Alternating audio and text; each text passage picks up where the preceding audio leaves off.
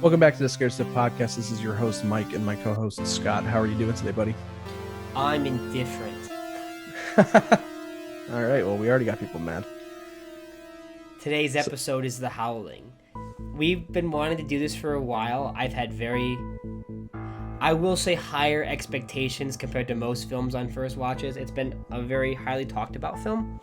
Yes. And a lot of people have been recommending seeing it, saying it's a lot of fun. It's really cool. The special effects rival American Werewolf. It came out at the same time. A lot of things in the movie are similar in aspects and very different in others. So I'm a diehard fan of American Werewolf in London. It's one of my top 5 favorite horror films, probably of all time. And I tried my best, my absolute best, to not have a personal bias watching this film. And I'll get into it when it is time. Your turn. Yeah, I mean, I feel like it's kind of impossible to not have some kind of expectations going into this, considering how storied this is in the subgenre of werewolf horror movies. This is, the top 2 are usually this. Top 3 is this, American Werewolf in London, and The Wolfman interchangeably. Yeah. A lot of people always talk about those. And this being in the top 3 of the genre, you'd think that this is going to be something that's going to be life-changing. Yeah. Honestly. And the way that I would argue that American Werewolf and Wolfman are. I'd say there's a few more you could throw in there. I think Curse of the Werewolf is a lot more popular than I thought it was. I see it everywhere now. And I'd say Wolfman versus Frankenstein is really high up there now as well. Yeah. I think Werewolf of London from the original is starting to get a bit more talk going around it. But I would say those 3 are definitely the ones that are heard of the most. Yes, and we were both excited to watch this because we've been talking about it since we were doing our Universal Monsters marathon, and it's okay. I was let down. I was heavily let down. I was let down for sure. So this is definitely not the movie I was expecting it to be. Yeah, I want to say one thing that really fucking pissed me off watching this movie. I had no idea what was going to happen. Complete blank slate, no expectations for anything. I got about halfway through, and I just wanted to check the box for the runtime. I checked the box to see what is the runtime. Immediately fucking spoiled that the woman is going to be a fucking werewolf. I didn't know. I could assume she was going to be a werewolf, but I didn't know for a fact. And I'm like, oh, what's the runtime? What the fuck?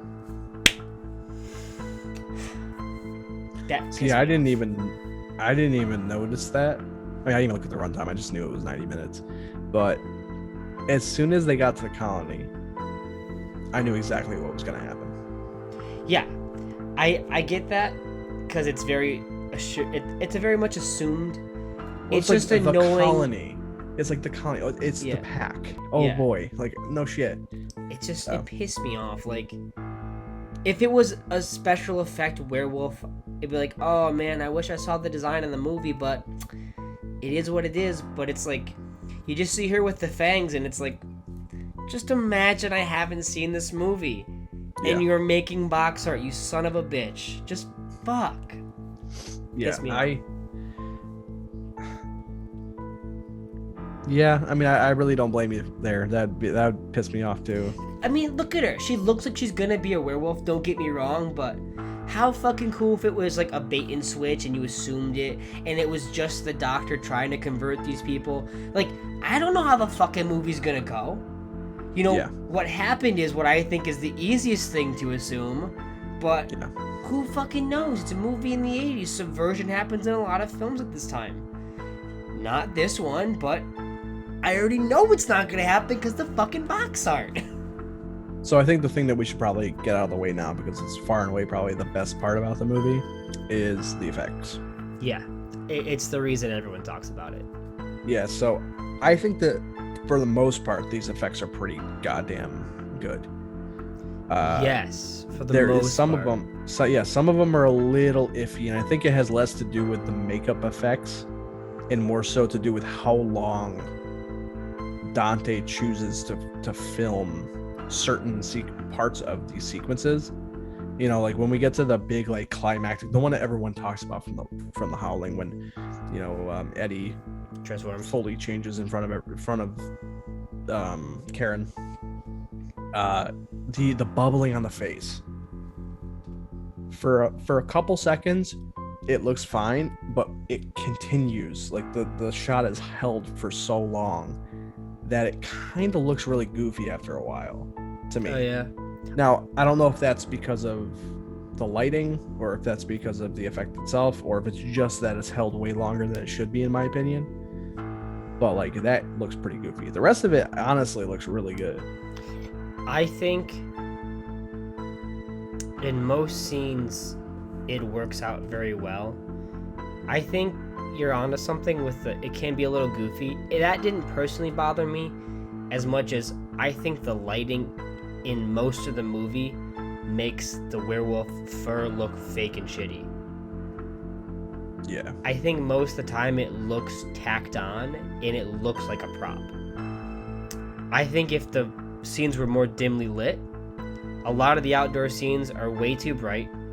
I think the cinematography in the film is just not that strong, and they did not try to cover up a whole lot with the filming. And I like some of the establishing shots of ambiance, like the foggy woods. Once you start, those are the best scenes though. The light, like when it's shot in day, those scenes do not look very good to me. Yeah. I think it's fine when they're in the city or they're talking about stuff at the news station, but when they're in the colony and it's like there's so many shots during the day about people like looking through stuff or doing some like looking through records, those scenes don't look very good. When you first go to the colony and it's nighttime, I think that scene looks great. Everything in night during this film is very well shot. Horror films benefit at the dark, not just because it's a great setting for like danger, but mostly because most of these special effects guys will tell you they do great work, but if you put it under a certain light, it's always going to look like shit. Like, you have to be smart with your cinematography. You have to understand framing. You have to realize that, like, these shadows are really going to help you if you're smart about it. And a lot of the work in Dante's film, the lighting is just destroying it. There's scenes when it's fastly cut when the werewolf is chasing after the best friend character who's, like, trying to find information and shit. When it's fast edited, it looks fine. You know, a lot of choppiness, but who cares? But when you see it edited slowly and it's not so choppy and it's reaching out and grabbing her and you see the arm, the longer that shot lingers, the more fake that arm looks.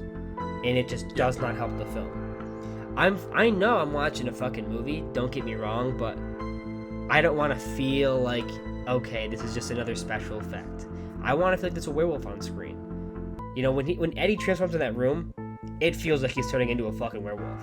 It's amazing how different the transformation is to American Werewolf. Yeah. And it's even longer. It is much longer. Or at least feels much longer. I remember thinking, and I feel like this is going to happen a lot through the film. Like I said, I'm trying to be unbiased, but I am going to compare. They are comparable films. I did not love the design for Kessler as a werewolf in American Werewolf. It's only on this recent viewing where I'm like, I think the fact he looks more like a dog benefits the film. It benefits more about the uncertain nature about him being a werewolf, and that helps. Watching this movie, I like it way more as a design. Because the werewolves, that transformation scene is awesome. But they all look like the same werewolf in the end game. The end transformation is not that impressive. Like when they're all in the barn? Yeah, like everything from the transforming for David looks great. When his back is shifting out, his snout gets elongated, and the same thing for Eddie. When they are transforming, they look amazing. But the end design, I'm gonna remember American Werewolves. The Howling can be kind of forgettable, especially when there's fucking 20 of them. Yeah, and it is also like they don't really show most of the werewolves in great detail, but most of them look pretty similar. Yeah. The only one that looks really different is Karen at the end. Yeah, that's requested by the actress too, Dee Wallace. Yeah, and I'll also say though, it reminds me a lot of Teen Wolf. It's funny because a lot of people are saying, "Oh, she looks like a Wookiee." Yeah, honestly, Yeah. she looks like possibly a Wookiee from the holiday special. But Yeah, especially from the holiday special. also, what a fucking downer ending. But I think the ending is the best part of the movie. It makes sense. All of it makes sense. Don't get me wrong, but it is kind of awkward to watch, knowing that in real life, that kind of shit's actually happened on the air. Like, yeah. a newscaster, well, they usually the ones I know of, they actually kill themselves on camera. But like, that is kind of a real scene. Yeah.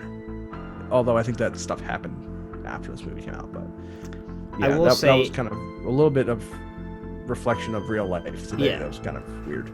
I will say I think the end bit after the death takes a little bit away from it.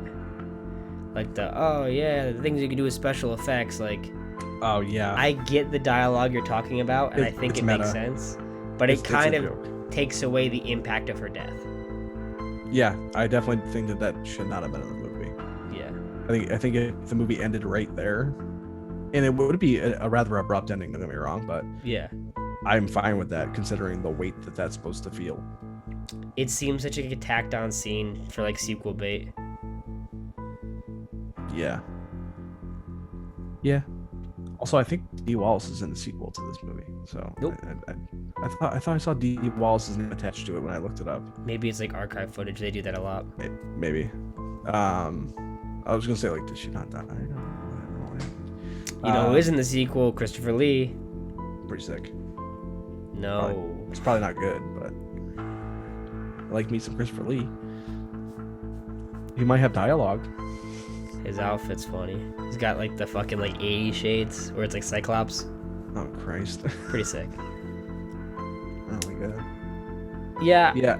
I would love to say that I like the effects more. I like the idea of them. I think the idea is pretty cool, but I just think a lot of things fall a little flatter than I would prefer. I'll say that there are a couple shots though of Eddie's transformation that are actually like seared into my brain, because like they show in detail like the way his eyes change. There's a shot of his eyes that are like yellowed and like really superimposed red. Oh god, that's a really good shot. Also, when Eddie enters with the fucking bullet in his head, Yeah, that's really good. He says, "I want to give looks you a piece really of my good. mind." And he pulls his fucking the bullet out of his head That was ad and then changes. It's so good. That's a good fucking line. He's barely in the fucking movie, and he's one of the more memorable parts of the movie Yeah. as a human. I think he's really good. You know who I don't think is really good?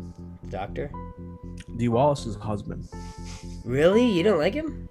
I find him. I just don't like the way that his story unfolds, because it feels so. I don't know how to really say it. It just it doesn't feel natural to me. At least the way that it ends. Yeah, the ending soured me. There's really no there's no reconciliation with that issue. Like it just ends. Like she the person that was jumping in through the back window happened to be Bill, and now he's dead. Yeah, It's like I okay. agree. So I didn't even see it because the actor is good. Don't get me wrong. It's not the actor's fault. I think the actor in the movie does a really good job. Yeah, I don't think it's the actor's fault. I don't like the character very much, especially after a certain point, because I just feel like it's kind of one-dimensional the way that they take that relationship, especially like the whole like, oh, he's gonna fucking hit her. It's like After oh he hits her, he doesn't become a character anymore. Yeah, I really liked the character until that scene, and yeah, I think the idea is gonna sound bad. I think the idea of him and her having an argument, and it ends with him hitting her, and it really tears apart this character, is a great idea. But when he does that, he isn't on screen anymore. Yeah, he just drops out of the movie. So it means nothing. If you have that happen and he becomes a co-lead at that point, and you see his inner struggles, fine. It drops the ball with that character entirely. It's like saying, hey, this is gonna make him unlikable and detestable, so we're gonna fucking let him die. Dude, yes, it makes him unlikable, but to me, sounds bad, I don't think it's unforgivable.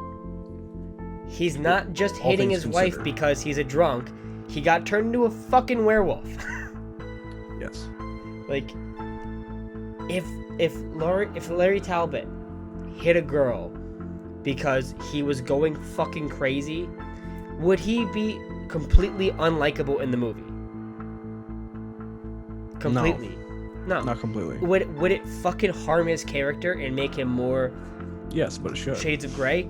Fuck yeah. It'd make it a lot tougher to enjoy, but it'd also make it a better film in some ways, depending on what film. You know, this is a perfect film where it would have made Bill a way better character if you followed through with him. But after it happens, nothing. It meant nothing. Yeah, in the end, it is nothing. It is there for no other reason than to give you like a gasp moment when he hits Karen. Because at the end of the day, like, if they took that somewhere, it wouldn't be such a problem. But the problem is that he completely disappears from the movie. You want to know how you make this movie 10 times better? Thinking about it on the spot, you have the guy who follows Terry, his girlfriend. Yeah. He comes packed with fucking tons of silver bullets like he does, same exact shit. He fucking dies. He sucks. He just gets fucking run over. His character gets entirely replaced by Bill. Yeah. Everything, he saves her. He's turning into a werewolf. He fights against it. He saves his fucking wife. All that shit happens. He blows away that fucking bitch that he fucked. All that shit. Have her get bit the same exact fucking way and have it go on. Same exact ending. He kills her and then he blows his own fucking brains out. Oh wait, he actually bites her. He's the one who bites her. Yeah, he's the one who bites her. So like at the end, like, it's even more of a final insult. Like, yes, not only have I hit you, but I've made you a monster. It is literally feel my pain. It is the way of saying like, hey, you liked Bill, fuck you. Like, yeah, I don't know. Because up until that point, like, he seemed like a loving, caring husband. Yeah, like I think he's really fucking good for most of the movie until that point. When they do that fucking flip, if they did that flip and then actually did something with that character to actually, like, you know, progress him, that'd be fine. Yeah. But they do this like heel flip and then they just forget about him. It's like, literally, it's a heel flip. It's like wrestling. Like, they just made him fucking like hit his wife with a chair and say like, I'm going for the belt now. Like, yeah, I mean, like, they already made him kind of complicated because of the fact that he has sex with Marcia. Yeah, like, I don't know. Like, you could have done so much more. If you want to make it a better film, I think, like I said, get rid of that other character at the end, have him fucking die, and have Bill take over. I think you got a stronger ending. I think it is a much stronger emotional ending, and it would help the film out a lot, but whatever. Also, low-key, I honestly felt really dumb for a second because I thought that the character, Terry's boyfriend, who shows up at the end, I thought he actually took his gun and used it to close the door. I did too. No, I did too. I saw that. I'm like, why the fuck would you do that? I thought you dumb motherfucker. Thing, but then he turns around with a gun and shoots. I'm like, where the fuck did the other gun come from? Got it from the fucking idiot husband. The husband guy of the best friend character for Dee Wallace, like the black-haired girl. Yeah. Yeah, the husband had a gun and he was gonna shoot the guy with the silver bullets, and he fucking hits him first, and he took his gun and put it in. Oh, it is actually really smart, but I thought the same thing. I was like, did the fucking moron actually do that? I was like, oh no, fuck. It's pretty smart. Yeah, I was like, there's no way he went through that whole box. Like, no way he went through that whole box of cartridges already. So he's just wasting the fucking silver bullets at this point. Also, he never has to reload that gun. It's just apparently it's just got all the silver bullets in it. Yeah. Whatever. Because I think he kills like 6 people. No. I love the. He kills I got silver bullets in here. He double shoot. He shoots one guy twice. I know that for a fact. That shit's funny though. I bet you know. I got silver bullets in here. No, you fucking don't. Shoots him. Motherfucker's got silver bullets. And everyone's looking at him like, what? What? Where did this guy get silver bullets? and they all start slowly changing. That's kind of the funny thing, though, because everyone changes so slowly in this movie. It's just like, why are you even run away from this guy who has silver bullets? Because you're gonna stand there changing the entire time. I thought about that with the scene with Eddie, because she just stood there, and I'm like, I think you can easily move around her. That was the thing. Yeah, I was sitting there looking like, what the fuck are you doing, lady? The thing with American Werewolf is he's by himself. Yes. By the time he's out killing people, he's already the wolf. So yeah. No. So like, and the wolf can run faster than everybody. So yeah, like I said, it all makes sense. But when you change that slowly in front of someone, it is really hard to believe that they can't. I understand. Oh, paralyzed with fear. I understand that to a degree. But it takes like a full 3 minutes for this motherfucker to change. Yeah, I think you probably could have escaped. I'm not usually one to go do the whole, like, oh, this logic in this horror movie is fucking stupid, but it's just kind of goofy because they deliberately draw out the changing sequences. And it's not just Eddie's. No. So it's like when the people at the end are standing there just changing, they're leaving themselves open as targets. Like, it's pretty stupid. It's like, yeah, the effects are cool, don't get me wrong, but in story doesn't make sense. My favorite effect, maybe besides Eddie's transformation, I'd have to say is when the hand gets cut off. Yeah, I really like that effect a lot. I thought that was pretty cool. I didn't expect that shit. So that was a welcome addition to an idea I think that hasn't been explored that much. As soon as she picked up the axe, I assumed that an appendage was coming off. Yeah. But it's handled really well. I think, like I said, when she chops the hand off, the hand does look like a shitty prop when she chops it off. Yeah. But I stopped caring as soon as it transformed. I'm like, you know what? Yeah, I'm saying, like, when it transforms into a human hand, that transformation shot is pretty sick. Yeah, it looks like it was getting birthed, which is cool. Yeah. Also, actually, an effect that did not work for me was the when what's up? When he has the stub hand. No, when Marsha and Bill are having sex and they turn to werewolves. The animation? Yeah, that looked pretty bad. So it's because they ran out of money for the budget. Oh, I have no doubt. Yeah, they said, like, yeah, we just ran out of money, so we couldn't do it. It's an independently financed movie. Like, I understand that. So here's an idea. You cover it in fog and you just fade the camera up. Yeah. It's just, like, it's very noticeable. And it's like, I love, like, matte paintings. Yeah. Even when they're noticeable in movies. So it's like, I get it, but it was one of those things where it's just like, you probably could have done something to kind of obscure that. Yeah. And when it's just balls out in your face, you're like, ooh. So I'm gonna go into this section that's really gonna get me fucking crucified here. What? The needle drop moments. They fucking suck. Honestly? Not for just music. I mean, like, specifically for, like, werewolf movie, werewolf cartoon, werewolf name. They fucking are bad. They're so in your face. They watch Lon Chaney's Wolfman, like, I'm pretty sure twice. And they show it at the end of the credits as a stinger too. Yeah, it's so in your face. In American Werewolf, I think it's great because they only reference it 2 times, but they show it at least 2 times in this movie. And those references make sense for context of those scenes. Yeah, and the only reason why Lon Chaney's The Wolfman's in the background is just because, we're watching a horror movie, or we're watching a werewolf movie. Let's put a werewolf. And then they're watching the fucking Warner Brothers cartoon of the wolf. Yes. And then there's the book that Bill was reading is by someone named Wolf. Like, it's fucking stupid. It's bad. It's so in your face. Yeah, I definitely agree. I love having posters in the background, like Monster Squad and shit, where it's like, oh, they're watching that, or they've seen that, that's cool. But, like, seeing the Wolfman in this movie is like, you guys are that fucking stupid, really? That's what you're gonna do? And they show it a decent amount of it. It's so weird that this is by the same guy who does Gremlins. It's like he learned from all of his mistakes in Gremlins. He's like, I fucked that one up a little bit. I'm gonna fix this shit. Yeah, and Gremlins is dope. So. Gremlins is I love Gremlins. My dog's name is Gizmo for a reason. Like, Gremlins, he just said, listen, that shit ain't happening again. We've gone over these problems. We've brought these same actors back for some scenes. and this shit's gonna be tight. Yeah. Yeah, I definitely... you can tell that this is kind of lower budget, and they're trying out a lot of new things for them, but some of them work, some of them don't. And it's just kind of bewildering to me. And I'm not even saying this like I think this movie's bad or anything. I think this movie's pretty decent. Like, I had a good time watching it. Yeah.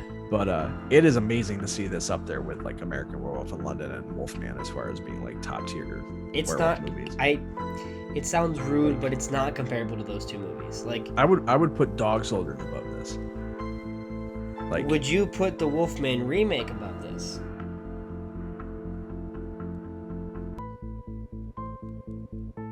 fuck. I might. You were really big on it. That's why. I mean, I really like the characters a lot in the Wolfman remake, a lot more than I like the characters in this. This definitely has effects over it, or like transformation over it, because the CGI transformations make my brain hurt. But I think that movie's actually pretty good. So yeah, I'd probably put that over this. I wouldn't put that in like the top 3 echelon of fucking werewolf movies, but I would put it above this. Like I said, I would put Dog Soldiers above this. I would definitely put Wolfman, like Frankenstein versus Wolfman, above this.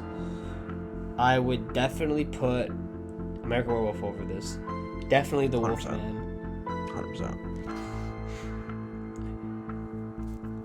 Monster Squad's not a full Wolfman movie. I can't count it. Yeah, I'm trying to think of full-ass werewolf films I've seen all the way through. No. Would you put Wolf Cop over this? Fuck yeah, dude. Dude, Wolf Cop's fucking awesome. I don't give a fuck. So hear me out. Better transformation. Unbiasedly, I would probably put Teen Wolf over this. I would too. I mean, it's very different kind of. I know, it's completely different.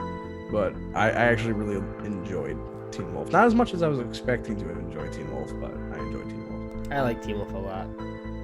I think it is very subpar compared. I think it's one of those movies where it's like, oh, I saw Back to the Future is really great. Watch another movie with Michael J. Fox. It's not even comparable to like. The quality, yeah. Yeah. But I'm trying to think of other werewolf. I haven't seen Curse of the Werewolf yet, which I really want to watch. I haven't either. It's one of my blind spots, honestly. I've heard good things about it. I'm trying to knock off more Hammer films. I got the whole Hammer box set of movies I wanted to watch. That was taking precedent until Puppet Master put its fucking strings into me, and I've been getting through those a little bit more, but Hammer's gonna be next on the list, I'm sure. Yeah. But yeah, there's something about werewolf films that I think when they do come out, they usually fucking come out in bangers. Like, American Werewolf is a fantastic movie. The Wolfman is a fantastic movie. Yeah. And The Howling is definitely a really good movie. Yeah, but it's entertaining as hell. If you compare it to those two, it's like, if I had to give a rating for Howling, and I know I'm skipping to the end here. I'm not saying this is going to end the video, but I'd probably give it a 7 out of 10. I think that's fair. Yeah. American Werewolf is like a 9.5, 10 out of 10. Like, I would give that 10 out of 10. It's fucking perfect to me. Wolfman, I would also give 10 out of 10. I would give the Wolfman a 9.5 out of 10. I love the Wolfman, but I have some small problems with it. I would say Howling for me would be a 7.5. That is fair. One of the things that I do definitely want to talk about, Score? because I texted you instantly. Like, I think we were just getting to the colony, or a little bit after, because they were about to go hunting. I like the opening score. I like a lot of the music in this. I think the music is misplaced, though. I think some of it is put together wrong. Because I think the actual score of it would almost fit a better movie. Oh, that sounds disrespectful. It would fit a different movie. I think like the operatic like sound to it and the pacing is really off in this film. Like, when there's stingers or like when things are changing in tempo, it doesn't involve the film around it. It films like it wasn't made for this sound. For this movie. Like, I think it really takes me out of it, because I'm like, this almost sounds like it'd be a score right here in a Hammer film. The problem is, it doesn't accompany the movie that well. Could you listen to the soundtrack on its own and enjoy it? Fuck yeah, you can. Does it fit the movie perfectly? to me, no. There's no. There's The some rhythm scenes where is it off. does. Ironically, for the sound, the rhythm is off. Yeah, there's some sequences where it works really well. There is a particular moment, because I literally texted you that, and then the next scene, the score irritated me. Mm-hmm. Because when they go hunting, the music that they played when they go hunting, I really don't like it. I know it's supposed to be more of a jovial scene. I get that. But it gave me like strong like Halloween 5 goofy cop vibes, where it's just like it feels really out of place in this movie. Or like even in I think it's 2, Friday the 13th 2, where they go into fucking banjo music. Yeah. Like it feels really random to me. Oh, like during the colony scene, the banjo music? No. Because that's all like in scene. That all is fine. Yeah. Although I'll say this takes place in California. It is really weird to me. I mean, I've never been to California. I don't fucking know, but it is kind of really weird that they go to the colony and then all of a sudden people are talking like they're from fucking Arkansas, like people are Southern. It's like I don't know about that, Chief. Especially like again, like the sheriff is like a straight up Southern boy. It's like what the fuck. I had to Google. I was looking up where the fuck does this movie take place. Like, what was the opening in Atlanta, and they're now in some random part of Georgia? I don't fucking know what's going on now. But then they're like, "Oh yeah, you're an LA girl." It's like, okay, none of this makes sense to me. Again, never been to California. Maybe parts of California are like that. I have no idea. But yeah, that was really weird. But no, the banjo music I was talking about was in Friday the 13th Part 2 when they're driving into town on the truck. Yeah. No, I know that That's part. just I weird. thought you were talking about like the banjo during the camp scene. No, that stuff's fine. I think that stuff is fine, but I think it's too loud. I think it's overpowering the scene sometimes. Yeah, the sound mixing is not always perfect. I don't know. I'm coming off like a little bit of an asshole because I think it's just the rhythm in this film is just off. The music is off. The lighting for a lot of scenes is off. The cinematography is really well done in some scenes, and other scenes it's totally out of sync. Yeah, it's just inconsistent. The sound mixing, like you said, is off sometimes. Sometimes the sound design, like with the crunches and everything, is really good, and other times there's nothing to it. There's no sound put in for some scenes. Yeah. And it just feels so unfinished. It feels like it was close to a final draft for a movie and they didn't finish it. Yeah, I agree.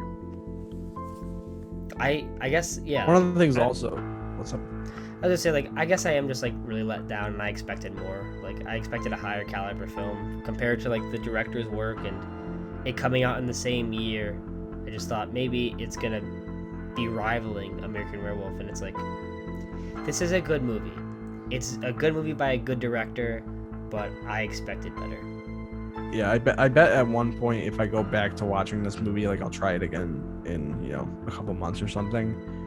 Now that I know what I'm getting into, I'll probably feel differently about the movie. Maybe my opinion on it will change because I'm not expecting it to be, a movie of the caliber of something like American Werewolf in London.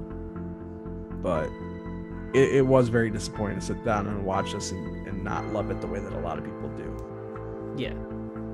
I was very surprised on that. Yeah, I was expecting this to be like a very triumphant enjoyment, like enjoying this film, especially like, we're coming off of our review series for Friday the 13th, and which apparently came out at a perfect time, may I say. Yeah, but it's also like a very different type of movie than the movie we watched last week, and we're back to kind of having variety again, which is pretty cool. But I was expecting this to be like, I was not expecting to like Nightbreed more than I like this. Nightbreed is a million times better. Yeah. Nightbreed is a much better film. It's a much better story. Yeah. The acting in it is much better. Yeah. There's nothing that Nightbreed does worse than this film, I would nearly say, except for like the special effects are different. Like, there's nothing in Nightbreed that rivals the extravagant scene of Eddie transforming, but all the special effects together are still much better. Yeah. The scope of the special effects is much more impressive than Nightbreed. I mean, Not that these movies are similar in any way whatsoever. The score in Nightbreed is better. Yes. Score is Yes. fantastic. But there are parts of the score in this I really did like. The reason why I texted that to you was because I think it's pretty much the main theme. It's what plays in the menu. Like with that organ. Very in the background. dreamy. Yeah, very dreamy, but also like very, I don't want to say, maybe gothic isn't the right term for it, but it feels like old-timey horror. Yeah, I think it would fit perfectly in a Hammer film. Yeah, I really like that score, but there's certain parts of it where it just feels like it's out of place. One thing because we talked about Bill, we didn't talk about Karen very much. How did you feel about Karen and Dee Wallace's performance? Because I'm kind of hit and miss on it.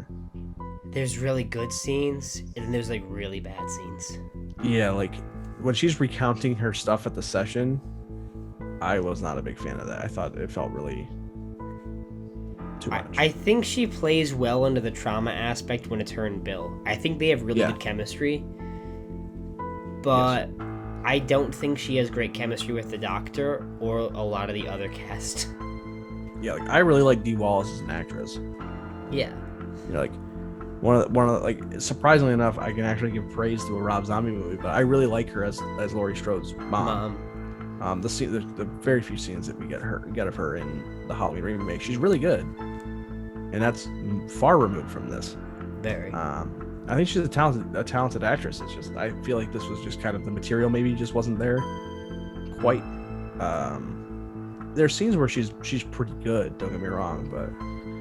Like I think the scene where she's on the air and she's, spacing out and isn't able to be on the show, I think that's really well done. I think her monologue at the end is really good too. Yes, she delivers that very well. I think the dialogue is a bit hokey. You know, it's tough to take it seriously when some of the stuff written there just feels like it's for a cartoon. But the performance is really good. Yeah, it feels very grandstanding on the page, but Dee Wallace found a way to make that palatable.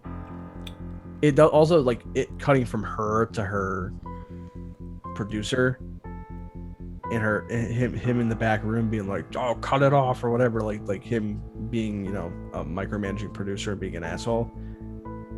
That doesn't really help me either in that scene because I think it takes too much away from the power of what she's saying. Like he doesn't need to talk. Yeah, I can get why it's in there, and I think it has to some effect. I think it works, but I also would agree that like it doesn't need to be in there. Yeah. It can work in some aspects, but I think it takes away a little too much. Yeah, I agree. I like the guy who had the silver bullet. I think his name is Chris. I'm not certain, but I love the fact that he's so adamant. Like, no, we're gonna keep going. He's great in that scene. Yeah, I like him a lot. Period. Like, I like that actor a lot. Yeah, I think he's great in the movie. I think he's the guy whose name's Slim Pickens. I don't know. I was looking through it when the credits were playing. I was sitting there like,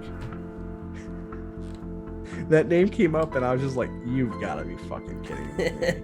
That's not someone's fucking name, man." It's like when you look back and you see like Speedweed. It's like, no way, that's someone's real name, bro. Come on. No, I agree. Yeah, his name is Chris Halloran. So yeah, right, so Chris. Chris. Yeah, I like him a lot. Period. Like I think he's really good in the movie. I even like. We literally talked about her before. I don't know. I'm blanking. Terry. Terry. I like Terry. Her name is Terry Fisher. Okay. Another fucking. All the names are based on like directors or people that worked on stuff. I think Bill's name is based on the director for Werewolf of London. Because it was the first sound picture for werewolves. I mean, that's pretty cool. Yeah, but it's so fucking. It's pretty cool, especially as for me. Like I didn't know that. Yeah. So yeah, I didn't even know Terry's last name was Fisher. If I knew that, then I would have been like, "Oh, that's kind of cool." But like, yeah. I didn't know her last name was Fisher, so yeah, I wouldn't have even known. I don't mind that stuff too much. It's just if that was it, I wouldn't care. You know what I mean? It's just when you compare it with everything else. One of 36, it's like, come on, buddy. And Dante even says like, yeah, we just try to put as much as we could in. I'm like, I fucking know, dude. I know you did. I can feel it. I can feel my skin crawl. Also, this is adapted from a book, and Yeah. the book is vastly different. I have no doubt. So one of the funniest That's how things, I found out. That's how I found out it takes place in California. one of the funniest things about it, I remember looking it up, and Dante was talking in an interview or at like some sort of maybe like a college campus or some shit, and they're like, oh, so it's based on a book. He's like, yeah, we changed a lot of it though, because we couldn't really put that stuff in. There wasn't that good. And some guy goes, so you don't like the book? You're not a fan of it? He goes, no, not at all, really. And the guy goes, I wrote that book. The author was there, and he called him out on camera about it, and he's like, Jesus Christ. That is really funny. That is really funny. Yeah. That man is a hero. I think it's okay to say, like, oh, we had to change some things for the movie because it structurally wouldn't work as well on film. But for someone to adaptate a book and say, like, it's not good, like, that's kind of a fucking problem. Like, I don't think any director should direct a movie where they just don't like what they're adapting. You know what I mean? Yeah. That's also, do you know fucked up. Do you know what the colony is called in the book? No. Rago. Rago? That's the name of the village. Well, of course it's a fucking cult then. Yeah. I just looked that up. That's kind of funny. That's really funny. I mean, I had heard that they changed the name because they're like, yeah, the name in the book, no, we're not doing that. Change it to the colony. But also, like, again, like the colony to me, it's just like it's almost kind of it's like, hey, it's the colony, also known as the pack. So the wolf pack. So, how do you feel about the doctor? He's fine. I just I hate his introduction. Yeah, because especially for the first like 20 minutes of the movie, I was just like, who the fuck is this guy? Also, why is he talking? I hate when the intro just feels like he's spelling out the theme of the movie. Yeah, 100%. He's just sitting there just talking to me like, hey, this is what the movie's about. And don't get me with that's the whole point of the gypsy woman in the original Wolf. They do all the time. Yeah, I know they fucking do it all the time, but he does it like 5 times in the fucking movie, and it's stupid. But it's a plot point. Yeah. In the Wolfman, where the whole point is that he doesn't know what's going on, so he goes to talk to this gypsy to learn about it, whereas this is just going on in the background as the inciting incident of the movie is happening. Let's compare it again to American Werewolf. It's not really the same. Where when they talk about wolf-centered things or whatever, and they're learning about stuff, it's exposition, but it's not exposition that's pausing the movie because you're following David and his buddy Jack. So when they're in the slaughtered lamb and they're learning more about some like the pentagram on the wall or stuff, or they're talking about a big wolf or whatever and why to be afraid, it makes logical sense because you're still following them, and when you're pausing for this exposition, they're paused too. They're not off screen, they're not doing other shit, and you're like, oh, now I have to learn about this shit. You're always following a center or supporting character in all of the shit that you're learning about stuff. Yes. We're starting this movie, and he's giving the intro. I don't fucking know anybody else yet. It's like the first thing you see. I don't fucking care about this douchebag. Oh, it's the themes between man and like your inner wolf. It's like, yeah, I know I'm watching a fucking werewolf movie, dude. Shut the fuck up. It's like if something had happened and Karen was going to visit him to have a conversation about this, whatever, that's fine. She's an audience surrogate in that situation, whatever. But the fact that is literally how we're introduced to this movie is a little bit irritating. Like, the movie starts with exposition. It's just like, wow.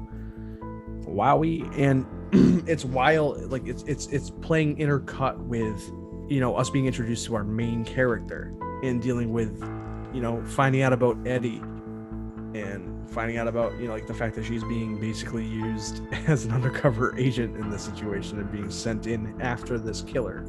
So like, we should probably be paying more attention to that, like, instead of spelling the theme out in 30 seconds. It's kind of dumb. How on the nose was the fucking killer's room too? Yeah, I'm not gonna lie. Seeing, because they take a lot of time to show you what's on his walls, and you can tell like there's this kind of, actually one of the things I do actually like about the movie is how they deal with sexuality and the wolves. There's a repressed sexuality for Eddie, clearly, that he explodes with through violence. It's a very clear thing in the movie. You know, his room's covered with, you know, newspaper clippings about dead people and various, you know, lewd images of women and references to pornography. That's why the porno they watch is a very violent one.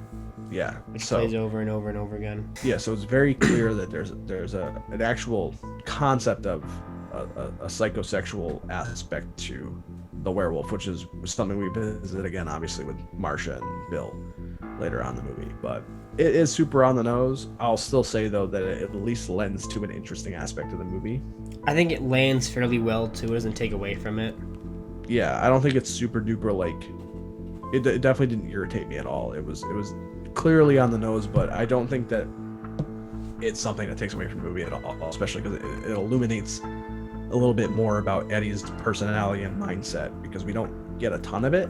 Because he's not really in the movie very much, and he's the first werewolf to die.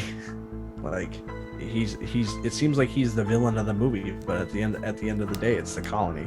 You know, I'll say that the reveal that Marcia and her you know, creepy ass fucking weirdo little brother are related to him, that I did not expect.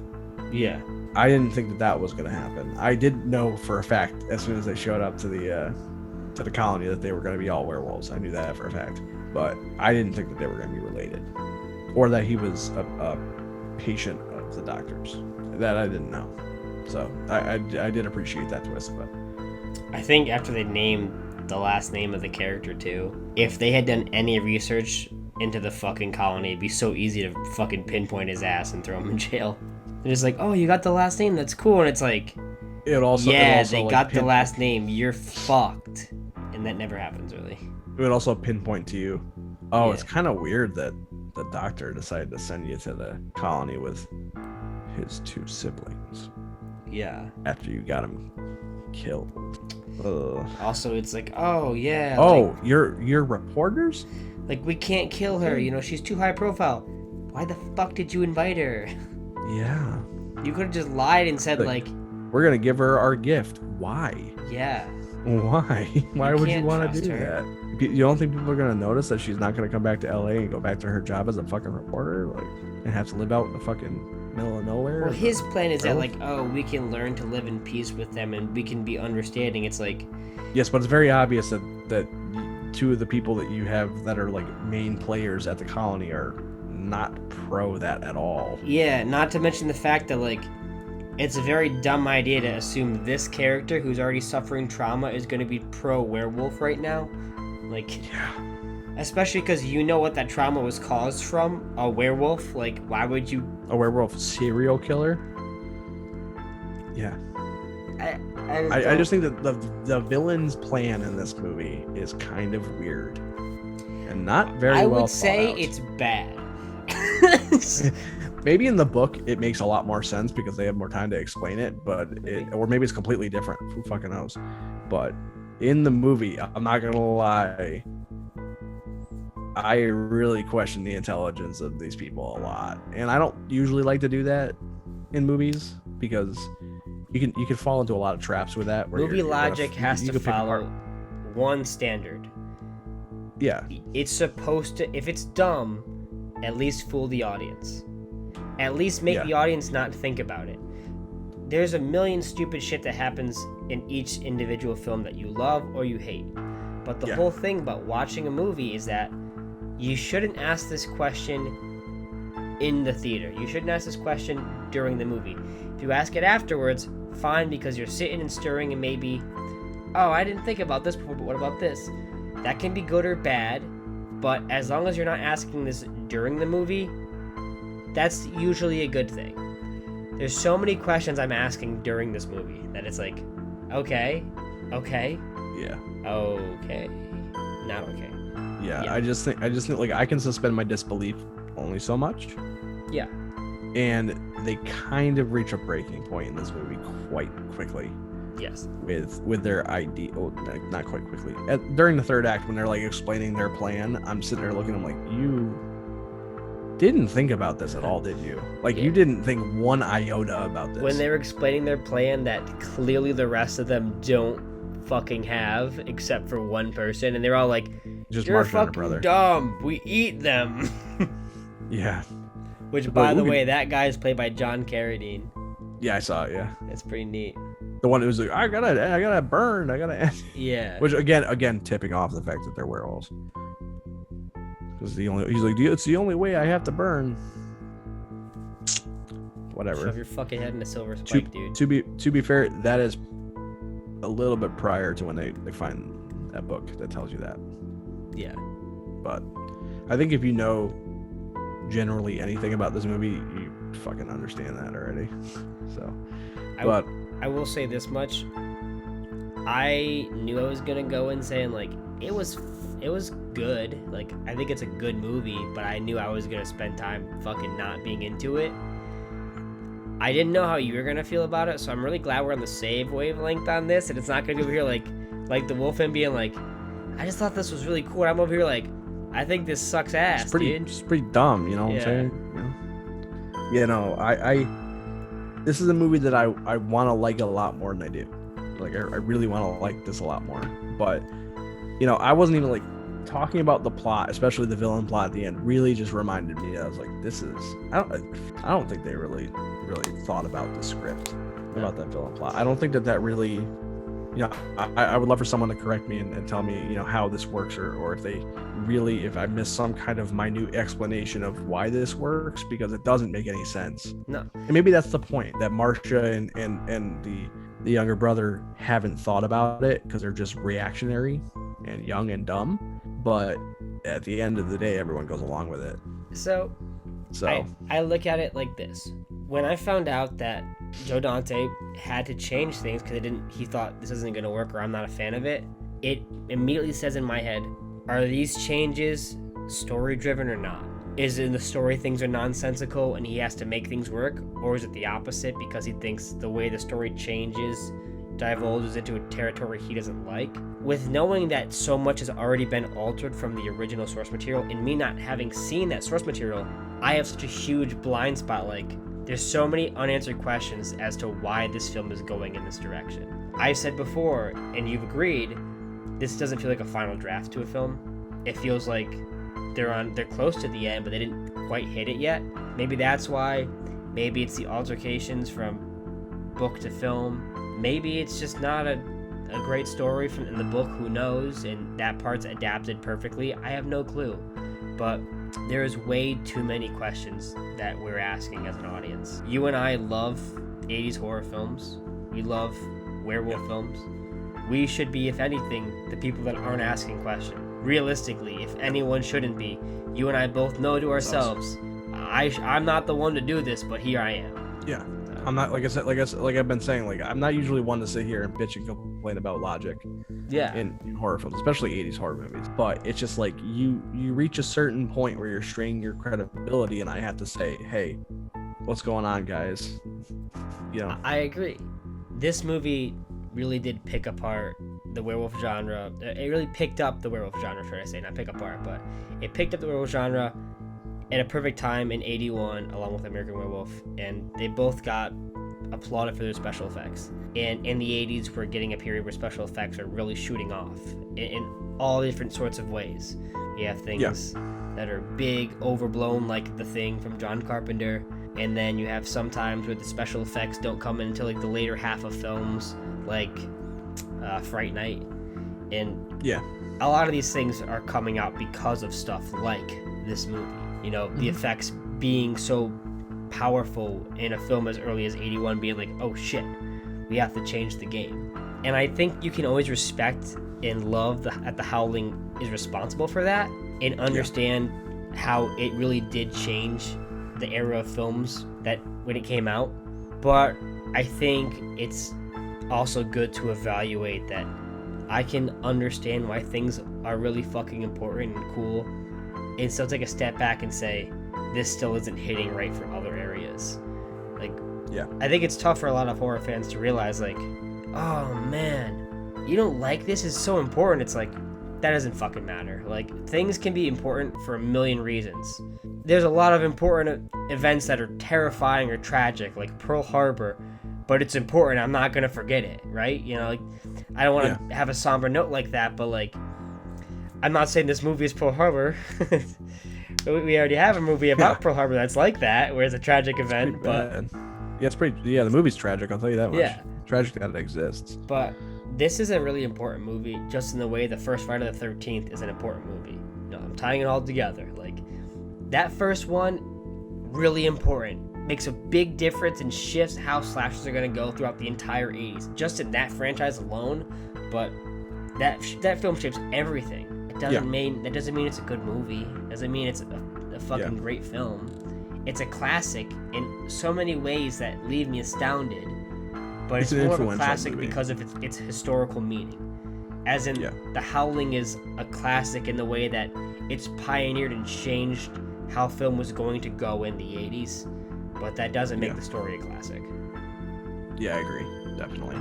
It is kind of a thing where like they group these two movies together, this and American Werewolf in London. Came out same year.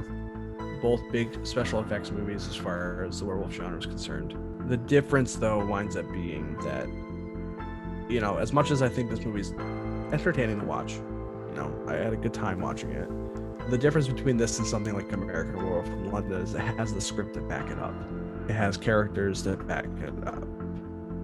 It has, you know, it doesn't just have its effects to kind of ride in on, and to continue its legacy past 1981. So that's kind of the problem with this movie. As much as I did enjoy watching it, it is not a very memorable movie outside of, I would argue, the effects themselves. So it is very disappointing to watch. Again, you know, I had a lot of expectations going into this because it's a movie that's hyped up relentlessly online. And, you know, most people who are werewolf fans, they talk about they're either a Howling person or they're a American Werewolf person. I'll tell you what, I'm an American Werewolf person because this just wasn't my bag as far as, you know, greatest werewolf movies ever made. I will not deny that it has some incredible effects and it's a generally entertaining watch, but when you stand that up against titans like American Werewolf in London and The Wolfman, you know, it's kind of just not a contest. It's kind of just a lesser film. Yeah, it's very comparable to how you said, like, you know, Friday, the divulge in quality from part 5 to part 3 is drastic, you know? Yeah. Like, 5 is down here and 3 is way up here, but if you look at the rankings, they're right next to each other. Same thing as Wolfman is much better movie, but maybe The Howling is still number 3 for me. Who knows? But that's looking at a huge vary in quality. Yeah. So. Yeah, I agree. I guess we pretty much covered final thoughts, but is there anything else you want to say about the film too? Yeah, I want to say that especially after talking about the finale, I'm going to drop my score from 7.5 to a 7. Yeah. I just talking about that kind of just illuminated how just like that finale is just kind of irritating. Visually cool. I like the whole burning barn thing. Yeah. And, you know, the guy riding in and blowing people away with the fucking silver bullets and all that stuff. That's pretty cool. But the whole concept of the finale is dumb. So also, it makes it kind of hard to care. It's also synonymous with the 80s about how they're putting, like, the action over the narrative. Yeah, like, because the narrative it feels like they kind of just like sit on set like, why the fuck are we doing this? Yeah, and it feels like that. Yeah, because you're like, what the fuck am I watching? Yeah, so yeah, I'm gonna drop that down to a 7. That's really all I have to add, though. Yeah, I'll say, for my final thoughts, I respect the fuck out of this movie. I think it's really cool. I like aspects of it. I think the psychosexual stuff you talked about is probably the deepest thing you can get out of this film, and I like that. And I think some of the stuff they handle with trauma is pretty good in most parts. I think the performances by the leads for Dee Wallace and her, at the time, husband, actually, who played Bill, they have great chemistry, and when they're on screen together, it's a lot of fun. But there's too many aspects of this film that fall flat that make me feel like, yeah, this is good, and I had fun, but I'm not that excited to watch it again. I don't think there's more coming to it. I'll put on American Werewolf tomorrow and I won't be upset. I'll be excited. I'll be looking forward to it. And if I put this on tomorrow, I would probably fall asleep. I'm sorry. I know it's gonna be a bit of a downer and a bummer, but I can respect the hell out of stuff and understand why people like it, but still say I'm getting not nothing, but I'm not getting enough out of it. Joe Dante did Gremlins. He's done other awesome things. Even Gremlins 2, a totally different movie, but Looney Tunes back in action. Yes, he did Looney Tunes back in action. All that matters. Small Soldiers, like he's done so many different things, and like he's a talented director. And you know, this came out in 81. 100%. Yeah. And like it is an early film for him, but it totally shows. He had promise, and he developed that promise later on, but that doesn't mean I get a free pass on stuff when it bugs me. Yeah. So that's a 7 for me as well. 100%. I think that's going to conclude our thoughts on The Howling. A bit of a disappointment, especially after Nightbreed, but maybe the next film will change how we feel, and we'll get a lot more into positive territory. We're going to be covering The Burning. I'm so excited. I'm so excited for you to finally watch The Burning. Mike's a big fan of the movie. He's been asking me for a long time to watch it, and I'm a little pumped to see it. So I'll say The Burning is the movie that Friday the 13th Part 1 wishes it was. I hope. So hey, bro, it's got the bald guy from fucking Seinfeld in it.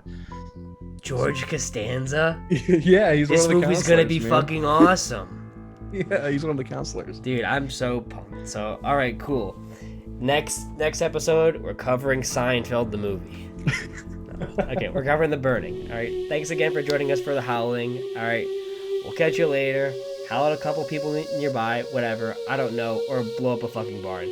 Bye-bye.